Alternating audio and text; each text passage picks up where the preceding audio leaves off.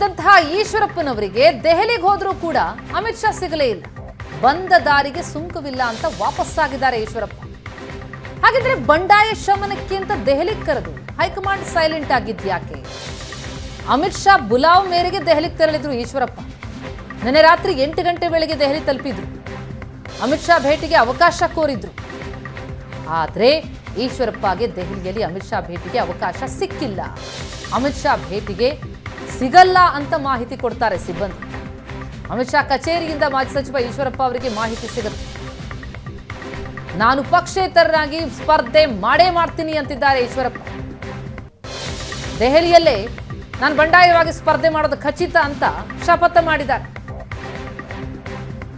ಈಗ ಅವರ ಭೇಟಿಗೆ ಅವಕಾಶ ಸಿಗದೆ ಹೋದದ್ದು ನನ್ನ ಸ್ಪರ್ಧೆಗೆ ಅಮಿತ್ ಶಾ ಮೋದಿಯ ಆಶೀರ್ವಾದ ಇದ್ದಂತೆ ಅಂತಿದ್ದಾರೆ.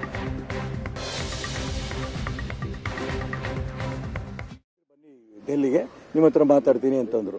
ಹಾಗಾಗಿ ದೊಡ್ಡವರು ಹೇಳಿದ್ರು ಅಂತ ಅಂದ್ಕೊಂಡು ನಾನು ಡೆಲ್ಲಿಗೆ ಬಂದಿದ್ದೇನೆ. ನೀವು ಈಗ ಅಶೋಕ ಹೋಟ್ಲಲ್ಲಿ ನೀವು ಎದುರಿಗೆ ನಿಲ್ಲಿಸಿಕೊಂಡಿದ್ದೀರಿ ನನ್ನ.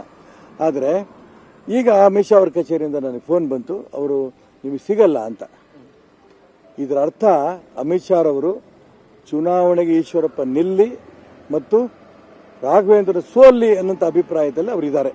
ಅವ್ರದ್ದು ಅಭಿಪ್ರಾಯನೂ ಇದೇನೆ. ನರೇಂದ್ರ ಮೋದಿ ಮತ್ತು ಅಮಿತ್ ಶಾ ಅವರದ್ದು ಚುನಾವಣೆ ನಿಲ್ಲಬೇಕು ಮತ್ತು ರಾಘವೇಂದ್ರ ಸೋಲಿಸಬೇಕು ಅನ್ನೋಂಥ ಅವ್ರದ್ದು ಅಪೇಕ್ಷೆ ಇದೆ. ಹಾಗಾಗಿ ಅವರಿಗೂ ನನಗೆ ಭೇಟಿ ಆಗಲಿಲ್ಲ.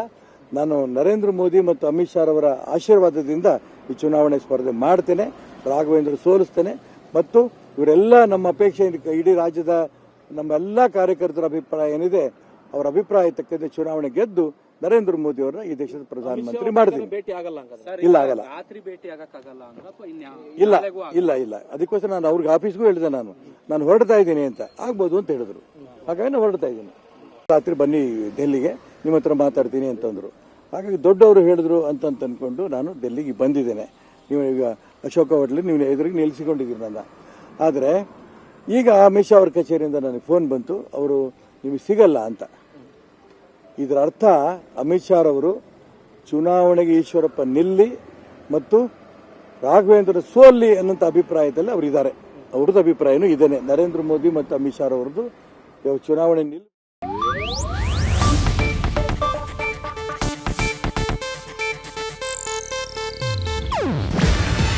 ಇದು ಏಷ್ಯಾನೆಟ್ ನ್ಯೂಸ್ ನೆಟ್ವರ್ಕ್ ಪ್ರಸ್ತುತಿ. ನೀವು ನೋಡ್ತಿದ್ದೀರಾ ಏಷ್ಯಾನೆಟ್ ಸುವರ್ಣ ನ್ಯೂಸ್.